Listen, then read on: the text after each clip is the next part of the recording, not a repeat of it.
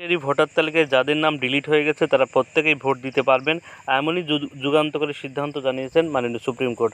Supreme কোর্টের পক্ষ থেকে জানানো হয়েছে, যাদের নাম ডিলিট হয়ে গেছে তারা ভোট দিতে পারবেন, কিন্তু মানতে হবে একটি শর্ত। সেই শর্তটা কি, সমস্ত বিষয় ভিডিওর মাধ্যমে জানাবো। অবশ্যই ভিডিওটি প্রথম থেকে শেষ পর্যন্ত দেখবেন।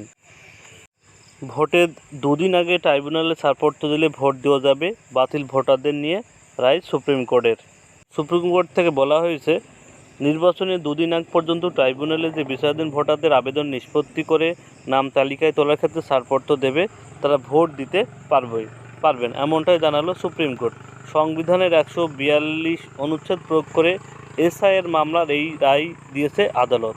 অর্থাৎ যারা সাপ্লিমেন্টারি ভোটার তালিকায় ডিলিট হয়ে গেছে, আপনারা ট্রাইব্যুনালে অ্যাপ্লিকেশন করেছেন আপনাদের নাম পুনরায় তোলার জন্য, তাদের যদি নিষ্পত্তি হয়ে যায় এবং 21 তারিখে, অর্থাৎ আমাদের রাজ্যে কিন্তু 23 তারিখে এবং 29 তারিখে ভোট, যদি 21 তারিখে কিন্তু আরেকটা লিস্ট প্রকাশিত হবে এবং 21 তারিখে লিস্টে যদি আপনার নামটা উঠে যায় তাহলে কিন্তু আপনি ভোট দিতে পারবেন।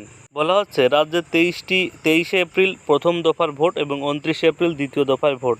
সুপ্রিম কোর্ট জানিয়েছেন, প্রথম দফা ভোটে রাজ্যে 152টি কেন্দ্রে যে বিচারাধীন ভোটারদের নাম বাদ গিয়েছে, তাদের মধ্যে যাদের আবেদন নিষ্পত্তি করে 21শে এপ্রিল পর্যন্ত ছাড়পত্র দেবে ট্রাইব্যুনাল, তারা ভোট দিতে পারবেন।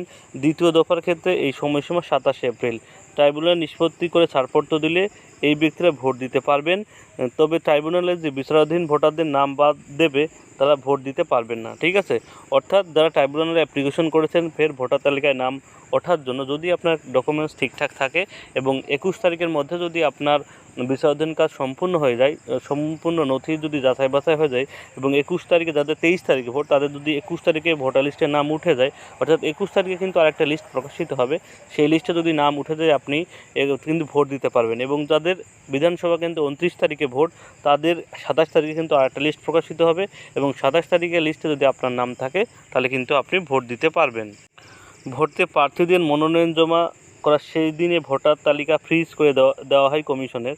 এবার সুপ্রিম কোর্টে বিশেষ ক্ষমতা প্রয়োগ করে শীর্ষ আদালত জানিয়ে দিল, ভোটারদের দুদিন আগ পর্যন্ত যে বিচারাধীন ভোটারদের আবেদন নিষ্পত্তির পরে নাম তালিকায় তোলার জন্য ছাড়পত্র দেবে ট্রাইব্যুনাল, তারাও ভোট দিতে পারবেন। তবে বিচারাধীন ভোটারদের আবেদন নিষ্পত্তি হতে হবে ট্রাইব্যুনালে, সেক্ষেত্রে শুধু আবেদন করলেই চলবে না। অর্থাৎ ট্রাইব্যুনালে কিন্তু আপনার নাম যাচাই বাছাই করার পরে যদি আপনার নাম উঠে যায় তাহলে কিন্তু আপনি ভোট দিতে পারবেন।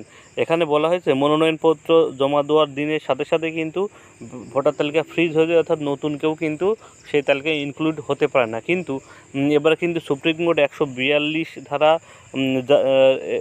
ধারার মাধ্যমে সেটা কিন্তু প্রয়োগ করেছে এবং সেই প্রয়োগ করার মাধ্যমে আপনারা কিন্তু ভোট হওয়ার দুদিন আগে যে লিস্ট প্রকাশিত হবে, সেই লিস্টে যদি আপনার নাম থাকে তাহলে কিন্তু আপনি ভোট দিতে পারবেন। ভোট তো দিতে পারবেন, কিন্তু তার আগে তো আপনার ট্রাইব্যুনালে নিষ্পত্তি হতে হবে এবং নিষ্পত্তি হওয়ার জন্য কিন্তু আপনার যে ডকুমেন্টসগুলো আছে সেগুলো নিয়ে হয়তো আবার ভেরিফিকেশন হতে পারে। এ নিয়ে কিন্তু কোনো নতুন আপডেট আসেনি। যারা ট্রাইব্যুনালে অ্যাপ্লিকেশন করেছে তাদের কি আবার ফের ভেরিফিকেশন হবে কি হবে না তা নিয়ে কিন্তু কোনো আপডেট এখনও আসেনি। আপডেট আসলে অবশ্যই জানিয়ে দেবো। তবে এই মুহূর্তে আপনাদের একটা কাজ করতে হবে, আপনারা যে কোনো একটা নির্দিষ্ট উকিল ধরে আপনারা কিন্তু তাদের পরামর্শ মানতে পারেন, তারা কি বলে। কারণ ট্রাইব্যুনালে আপনার ভোটটা কিন্তু এখনও বিচারাধীন আওতায় রয়েছে। আপনি অবশ্যই যে একটা ভালো উকিলের সঙ্গে কথা বলে দেখতে পারেন। আপনাদের আবার হিয়ারিং যদি হয়, সেমন কোনো আপডেট আসে অবশ্যই ভিডিওর মাধ্যমে জানিয়ে দেবো। এরকম গুরুত্বপূর্ণ আপডেট পেতে হলে অবশ্যই চ্যানেলটিকে সাবস্ক্রাইব করে রাখবেন এবং যারা ইউটিউব পেজ থেকে দেখছেন অবশ্যই পেজটিকে ফলো করে রাখবেন। সবাইকে ধন্যবাদ।